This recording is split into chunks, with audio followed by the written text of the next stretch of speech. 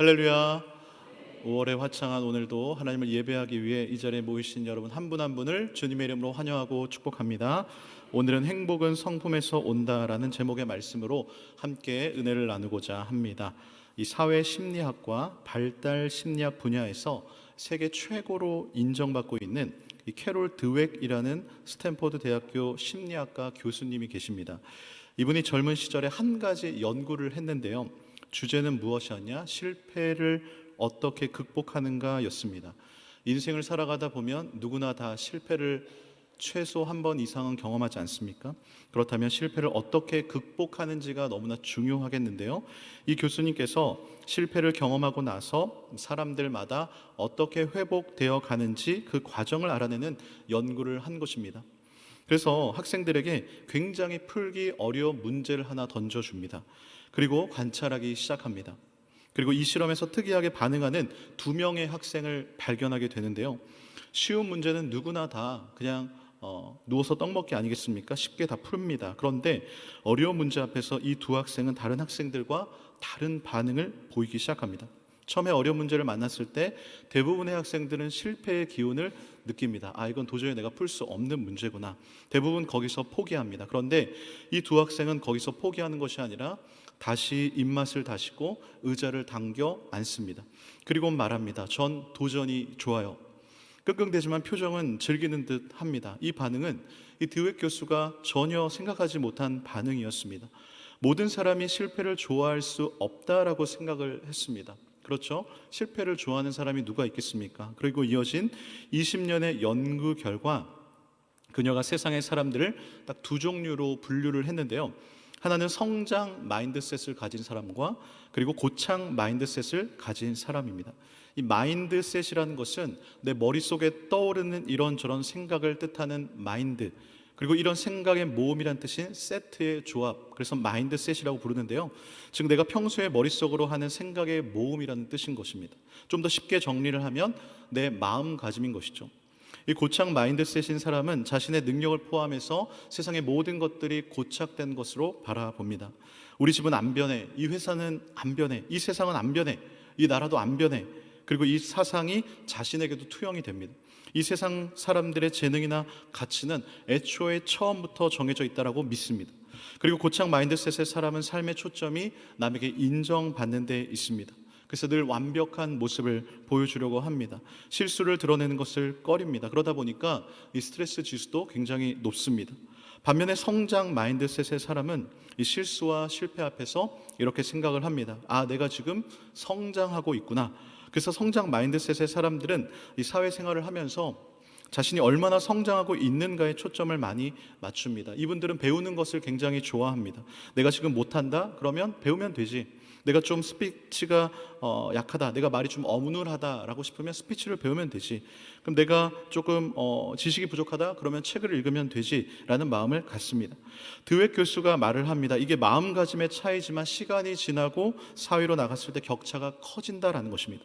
저는 이 성장 마인드셋이 우리들의 신앙생활에도 그대로 적용이 된다라고 생각을 합니다.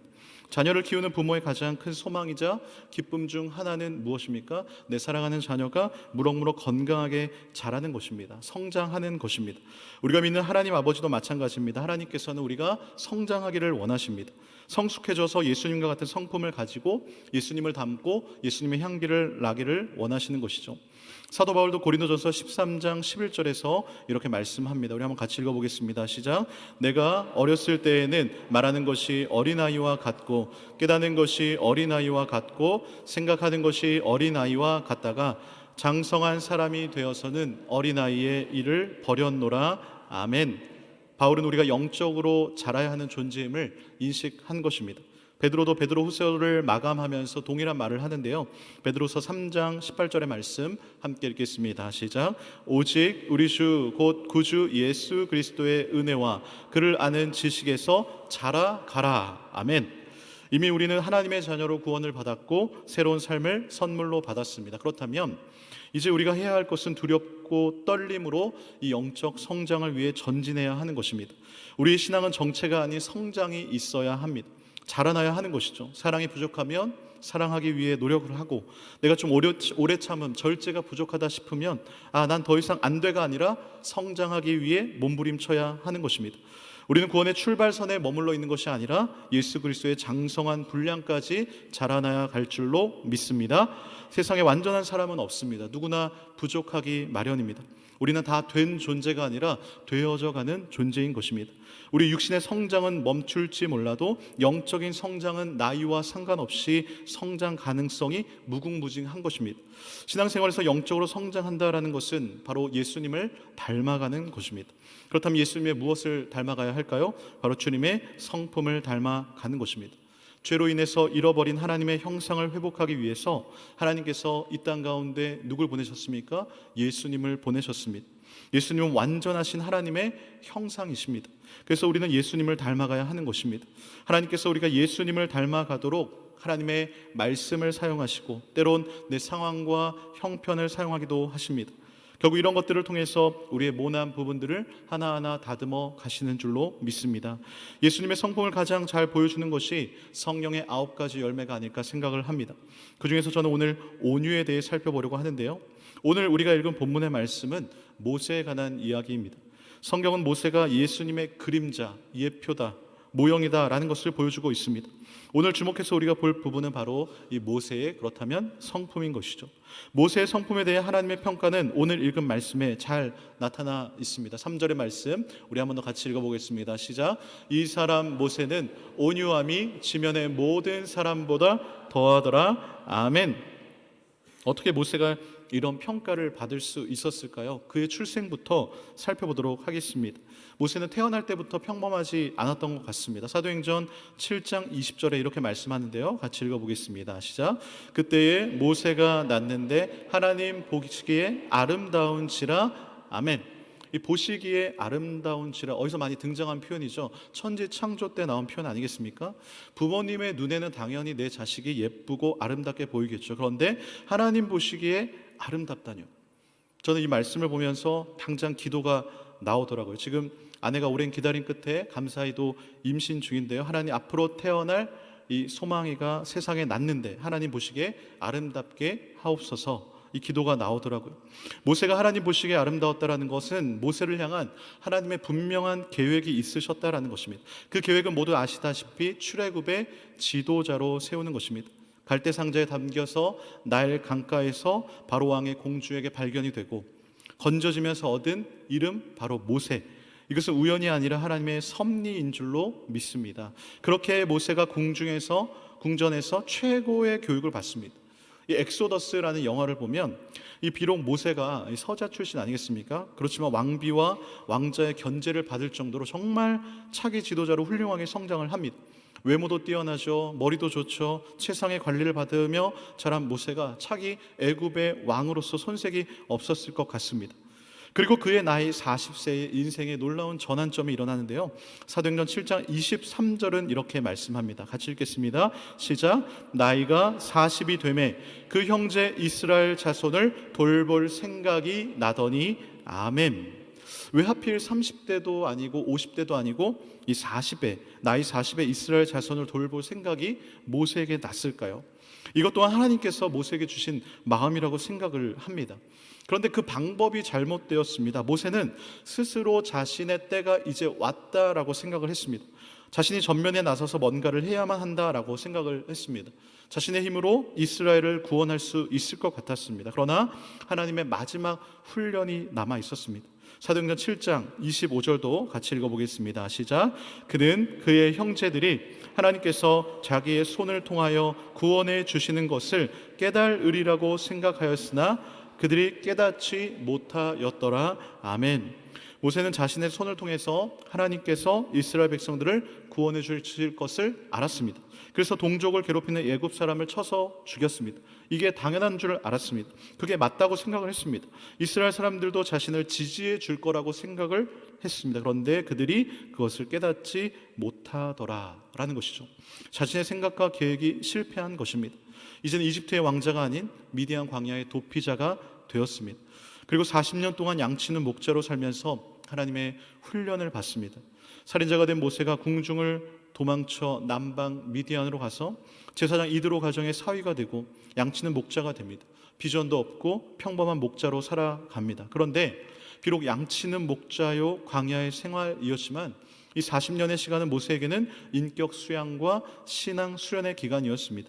보통 영적 성장이라는 것은 좋은 환경, 좋은 조건에서 형성되지 않습니다. 고난 가운데서 더욱 성장한다라는 것은 성경을 통해서 이미 증명이 되었고 또 우리의 삶을 통해서 현실의 경험에서도 입증된 것 아니겠습니까? 이 40년의 훈련 시간을 사도행전에서는 한 줄의 말씀으로 표현하는데요. 우리 사도행전 7장 30절도 한번 같이 읽어보겠습니다. 시작. 40년이 참에 그에게 보이거늘. 아멘. 40년이 참에, 이 40년이 찼다라는 것은 하나님의 때가 되었다라는 것이죠. 갈라디아서 4장 4절도 보면 때가 참에 하나님이 그 아들을 보내사 여자에게서 나게 하시고 예수님의 태어나실 때가 됐다라는 것이죠. 성경은 다 때가 있음을 말씀하고 있습니다. 날 때가 있으면 죽을 때가 있고 심을 때가 있으면 심은 것을 뽑을 때가 있다라고 말씀을 하십니다. 그렇다면 40년이 찼다라는 것은 하나님의 그것도 인도하심이 있었다는 것이고 하나님의 때가 드디어 되었다라는 것 아니겠습니까? 드디어 하나님께서 정하신 때 모세의 40년이 참에 모세를 부르십니다. 하나님께서 모세를 부르셨을 때 모세의 모습을 한번 생각해 보았습니다.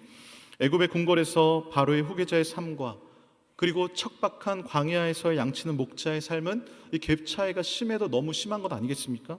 화려한 무대 뒤에 공허감을 느끼는 스타들을 접하곤 합니다. 이 아이유 씨는 공허감의 폭식증을 앓기도 했습니다. 그녀가 이렇게 말을 합니다. 언제나 무기력감과 불안함을 느꼈다. 계속 자다가 일어나면 먹었다. 공허감을 음식으로 채웠다. 우울증을 앓았던 이 소녀시대 태연은 이렇게 고백을 합니다. 일본 투어 등을 끝내고 호텔로 왔을 때가 가장 허함이 느껴진다. 몇천 명 앞에서 노래하다가 혼자인 순간이다. 이 광야에 홀로 있는 모세의 모습을 떠올려 봅니다. 아마 이런 감정과 심정을 느끼지 않았을까요? 양들이 모세의 말동무가 되어줄 수 없었습니다. 극심한 외로움과 고독의 시간을 지나면서 심적으로나 육적으로나 얼마나 힘들었을까요?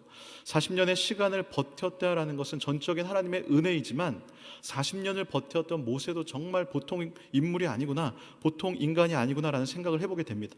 그런데 모세가 이 훈련의 시간 동안 놀라운 영적인 성장을 경험하게 됐는데요, 바로 기독교인의 최고의 두 무기 중에 하나인 온유와 겸손을 장착하게 되더라라는 것이죠. 토조 목사님이 이런 말을 했습니다. 하나님이 쓰시는 인물들은 모두가 다 외로움을 통과한 사람이다. 혹시 지금 미디안 광야에서 훈련 받고 있는 모세와 같은 상황에 처하신 분들이 계십니까? 내 힘과 노력으로 해보려다가 실패를 경험하고 외로움과 고독의 시간을 가지고 계신 분들이 있으십니까? 그런 시간들을 통해서 더욱 하나님의 음성에 귀를 기울이게 되고 하나님과 더욱더 가까워지게 되는 시간인 줄로 믿습니다. 오늘 날씨가 너무 좋은데요, 구름이 마치 가까이 내려온 것처럼 느껴졌습니다. 저는 그 구름을 보면서 마치 하나님이 가까이 온 듯한 그런 느낌을 받았습니다. 그리고 온유와 겸손이 장착된 모세와 같이 하나님 나라에 합당한 영적 성장을 이루면서 모세와 같이 40년은 아닐지라도 반드시 하나님께서 여러분들을 부르실 때가 있을 줄로 믿습니다.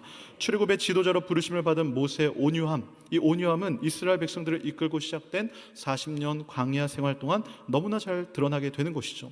이스라엘 백성들 애굽에서 나온 이후부터 원망과 불평이 쏟아지기 시작합니다.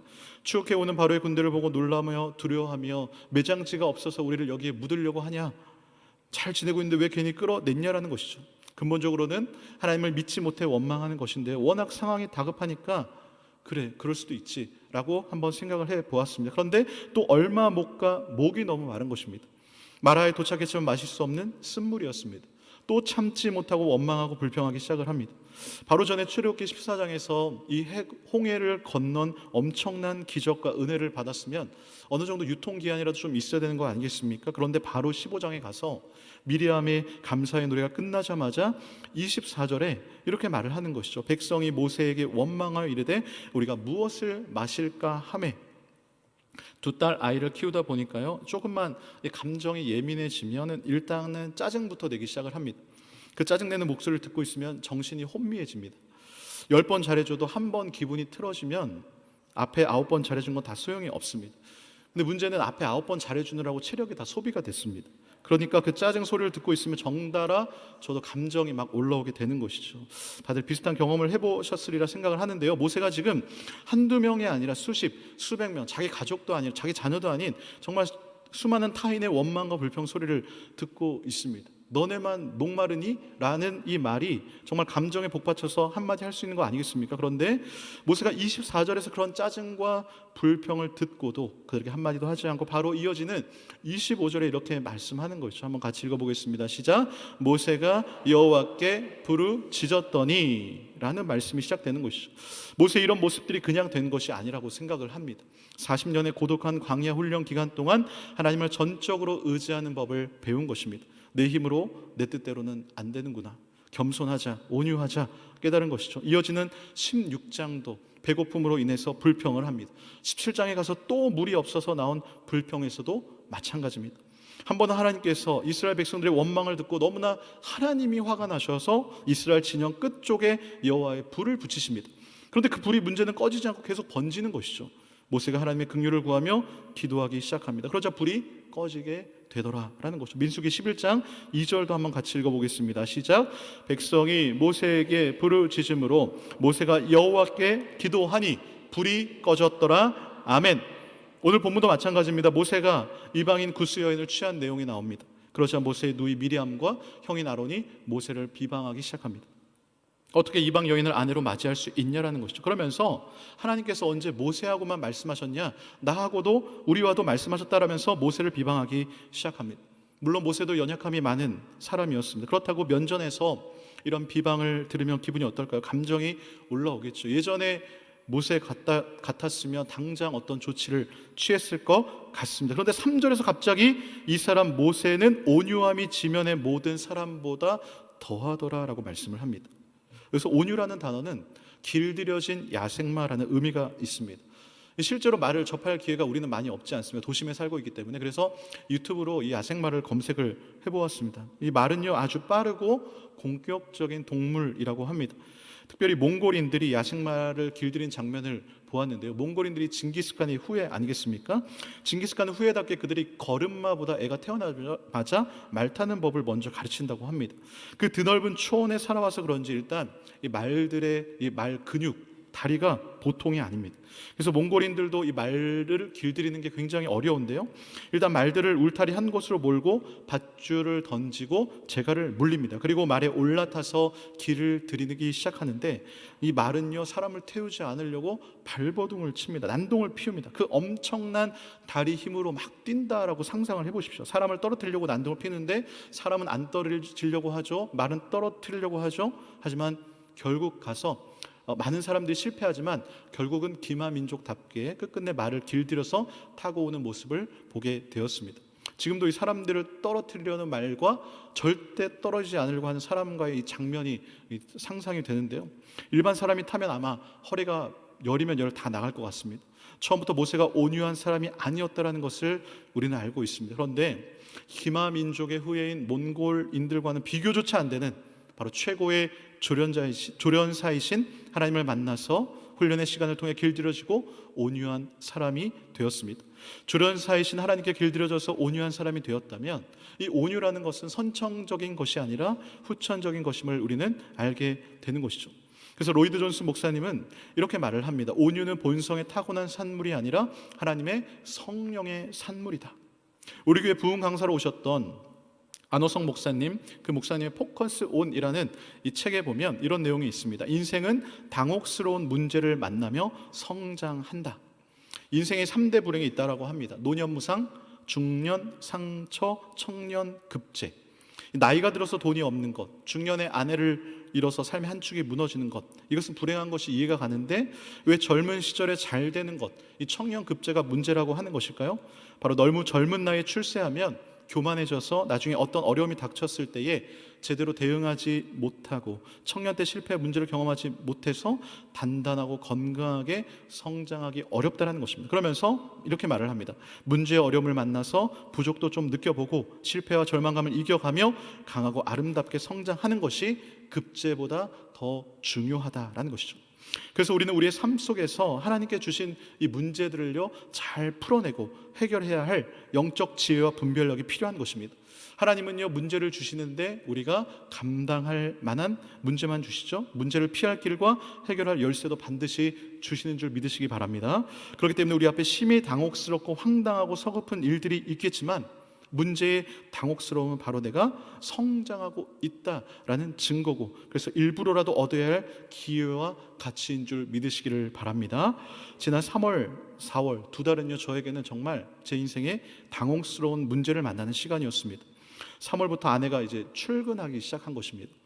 감당할 수 있는 시험만 허락하시는 하나님이신데 이 아내가 매일 아침 7시가 되면 출근을 합니다. 이 말은 곧 제가 아내 없이 새벽 기도를 마치고 집에 가자마자 다시 제가 출근하기 전까지 두 아이의 숨돌릴 틈도 없이 아침 식사와 돌봄과 등원을 책임져야 한다는 것이죠.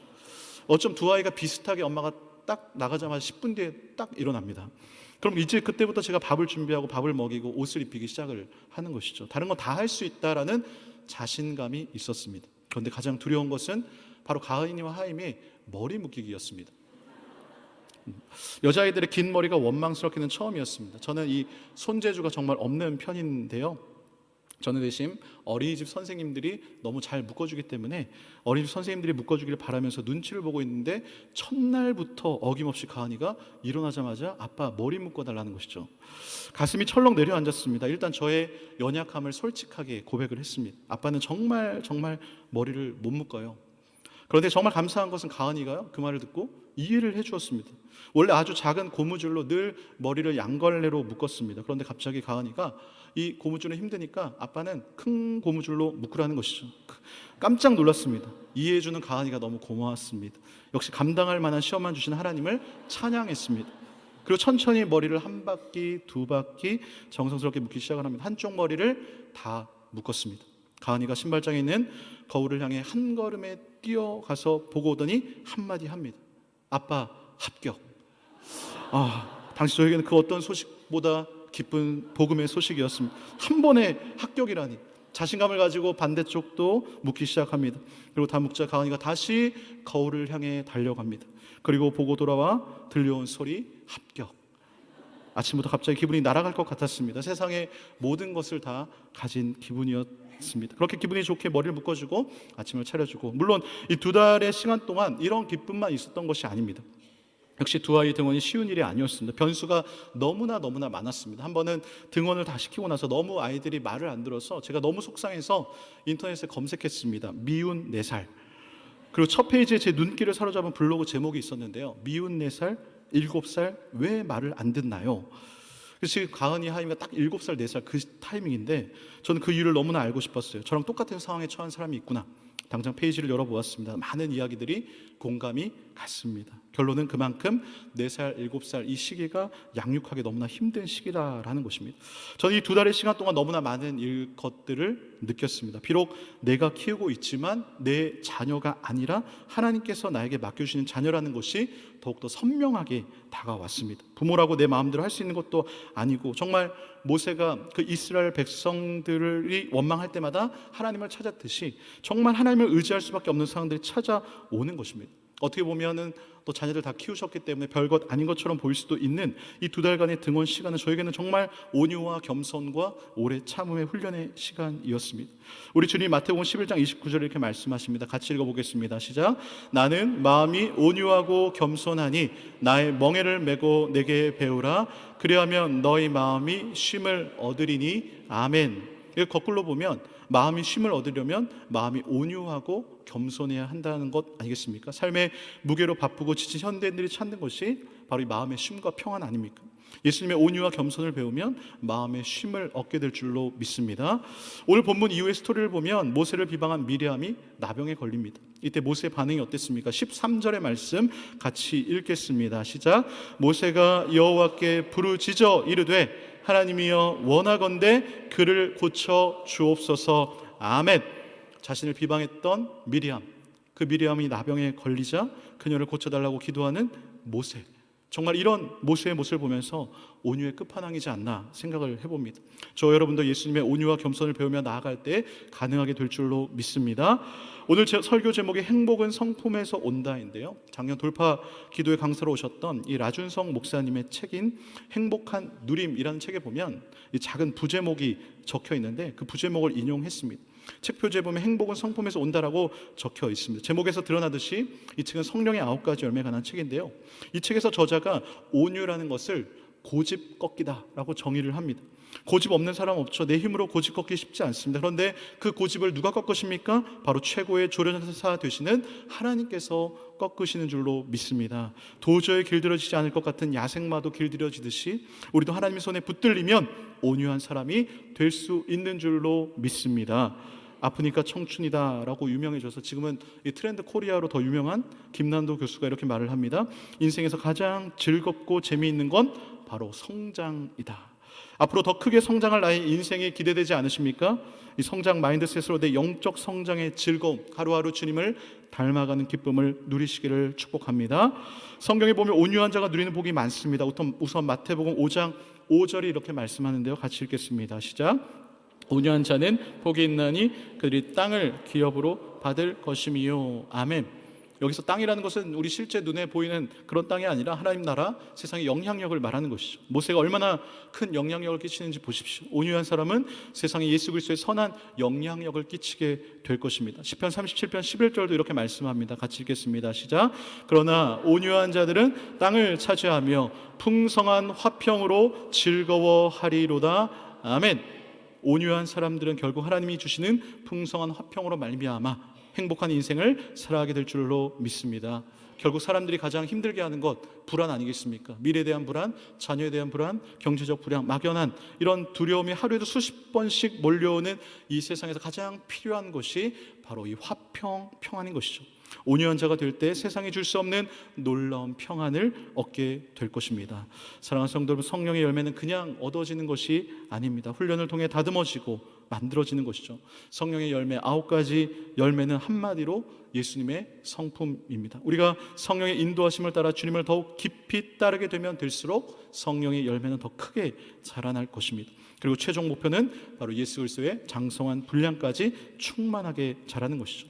성령의 열매의 특징이 하나 있는데요, 이 성령의 열매가 등장하는 갈라디아서 5장에 보면 성령을 따라 행하라, 성령의 인도하시는 바가 되면, 성령으로 살면, 성령으로 행할지니 라는 이런 구절들이 나오는데 다 보면 공통점이 현재형 동사로 되어 있습니다. 즉 성령의 인도하심을 따라 살아가는 삶이란 매 순간마다 일상 속에서 지속되어져야 할 경건의 훈련이라는 것입니다. 예전에 내가 성령 충만하였다가 아니라 지속적으로 현재도 성령 충만한 삶을 위해서 말씀과 기도에 충실하는 것입니다. 그래서 우리가 매주 금요 돌파 기도회 때마다 나의 삶의 현장 속에서 예수님의 신앙, 인격 닮아가기를, 주님 성품 담기를 기도하는 줄로 믿습니다. 지난주 담임 목사님께서 축복과 저주의 메아리 효과에 대해 말씀하지 않으셨습니까? 바라옵기는 자신을 비방했던 미리암의 병이 낫기를 부르짖어 기도했던 모세처럼 이 축복의 메아리 효과를 누리시기를 간절히 소망합니다. 마지막으로 5월 16일자 국민일보의 겨자씨에 나온 이야기를 하나 들려드리고 설교를 마치고자 합니다. 경기를 마친 한 선수에게 인터뷰를 합니다. 오늘 어떤 계획을 가지고 경기에 임하셨습니까? 선수의 대답은 간단했습니다. 계획대로 되는 게 없어서 주어진 기회에 하나씩 최선을 다하자 생각했습니다. 그럼 올해 계획이 무엇입니까? 라고 묻자 동일한 대답이 들려옵니다. 말씀드렸던 것처럼 계획대로 되는 게 별로 없어서 다치지 않고 끝까지 경기에 나가는 것입니다. 한 경기 한 경기 빼놓지 않고 출전하는 게 계획이라면 계획입니다. 선수의 인터뷰를 들으면서 한 가지 배운 게 있습니다. 실력은 단순함에서 온다는 것입니다. 결국 그의 실력은 상황을 단순하게 바라보는 독특한 관점에서 나오는 것이 아닐까 생각을 했습니다. 지혜를 짜내서 계획을 세우는 것도 중요하지만 여기에는 커다란 두 가지의 변수가 있는 것이죠. 하나는 예측 불가능한 상황이고 또 하나는 계획대로 되지 않을 때 발생하는 압박감인 것입니다. 두 가지의 변수는 언제나 우리의 계획을 흔듭니다. 살아가면서 흐름을 받아들이는 게 너무나 중요한 것입니다. 그래서 바라옵게도 이 한 번 한 번의 예배가 너무나 소중한 시간인 줄로 믿습니다. 그래서 지난 새벽에도 말씀드렸는데요, 단무지의 삶, 단무지 신앙, 단순하고 무식할 정도로 지속적인 신앙의 삶으로 말미암아 온유와 겸손을 배우라라고 말씀하신 이 주님의 삶을 본받아서 모세와 같이 온유함으로 축복의 메아리 효과와 행복을 누리시는 모든 왕성의 성도님들 되시기를 주님의 이름으로 축원드립니다. 아멘. 이 시간 함께 찬양하기 원하는데요, 이 찬양은 정말 한 줄의 가사가 너무나 마음에 와닿았습니다. 삶의 한 절이라도 그분을 담기 원하네. 정말 이 찬양의 가사처럼 우리 삶의 단 한 절이라도, 한 부분만이라도 주님 닮아가길 소망하는 그런 간절한 마음으로 함께 찬양하기를 원합니다. 삶의 작은 일에도 그 마음을 알기 원하네. 그 길, 그 좁은 길로 가기 원해. 나의 작음을 알고 그분의 크심을 알며 소망, 그 깊은 길로 가기 원하네. 저 높은 솟은 산이 되기보다 여기 오름직한 동산이 되길, 내 가는 길만 비추기보다는 누군가의 길을 비춰준다면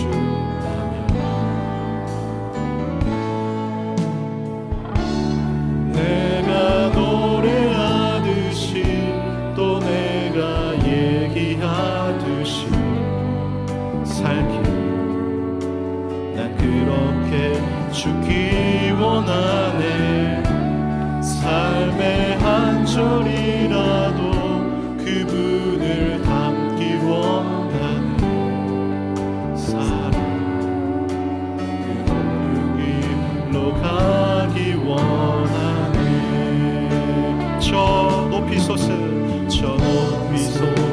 산이 되기보다 여기 오름직한 동산이 되길, 내 가는 길만 비추기보다는 누군가의 길을 비춰준다면 내가 노래하듯이,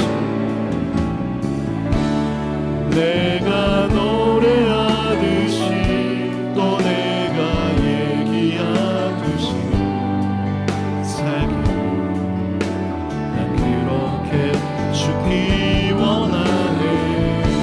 삶의 한 절이라도 그분을 담기 원하네. 사랑, 그 높은 길로 가기 원하네. 그 좁은 길로 가기 원하네. 그 깊은 길로 가기를 원합니다. 그 깊은 길로 가길 원하네. 아멘. 이 시간 함께 말씀을 기억하며 통성으로 기도하겠습니다. 하나님, 그렇습니다. 주님, 삶의 한 절이라도 예수 닮기를 원합니다. 주님 닮기 원한다고 이 시간 두 손 들고 주 이름 한번 부르며 통성으로 기도합니다. 주여, 주님 아버지 감사합니다. 하나님 아버지, 모세의 온유함, 아버지 그 온유함이 그냥 된 것이 아니라 놀라운 아버지 40년의 훈련의 그 기간 동안 아버지 모세를 다듬어 가시고 아버지 모세를 훈련하시고 모세가 온 지면의 모든 사람보다 온유함이 뛰어나게 하신 하나님을 찬양합니다. 아버지, 오늘도 삶의 주관자 되시는 우리 하나님의 그 아버지 순종과 말씀의 능력으로 말미암아 아버지 이 시간 우리가 남들을 축복하며 아버지 그 축복의 메아리 효과를 누리기를 원합니다. 아버지, 우리의 성품으로부터 행복이 찾아오는 줄로 믿습니다. 주님 아버지, 이 시간 주님을 찬양하고 주님을 예배하는 모든 성도의 마음 가운데에 주님을 더욱더 닮아가기를 원하는 소망과 아버지 주님의 훈련의 삶을 모든 그 어두운 동굴을 통과하며 나아갈 때에 하나님께서 귀하게 부르신 때가 있는 줄로 믿사오니 주여 은혜 내려주시고 주여 말씀하여 주시고 우리의 삶을 통해 훈련하시고 말씀을 통해 우리를 다듬어 가시는 하나님의 놀라운 그 부르심 앞에 우리가 온전히 순종하며 나아갈 수 있도록 주여 은혜 내려 주시옵소서. 사랑의 하나님 감사합니다. 오늘도 하나님의 부르심과 구원의 은혜 앞에 찬양과 경배 올려드립니다. 모세를 훈련시키시고 온유하고 겸손하게 조련하신 그 하나님, 오늘 우리 인생도 주님의 손에 맡겨드리오니 나의 멍에를 메고 배우라 말씀하신 주님의 말씀에 반응하게 하여 주시옵소서. 온유한 자가 복이 있고 온유한 자가 땅을 차지하고 온유한 자가 풍성한 화평으로 즐거워하게 될 줄로 믿습니다. 온유한 자가 누리는 복도 누리게 하여 주시옵소서. 행복은 성품에서 오는 줄로 믿습니다. 언제나 우리의 기도보다 더 크게 응답하시는 하나님을 기대합니다. 주여 이 시간 우리들에게 믿음 허락하여 주시옵소서. 나보다 나를 더 잘하시는 주님의 손 붙들고 모든 고난과 어려움 돌파하게 하여 주시옵소서. 이 모든 말씀 오늘도 살아갈 힘을 주시는 예수님의 이름으로 기도드립니다. 아멘.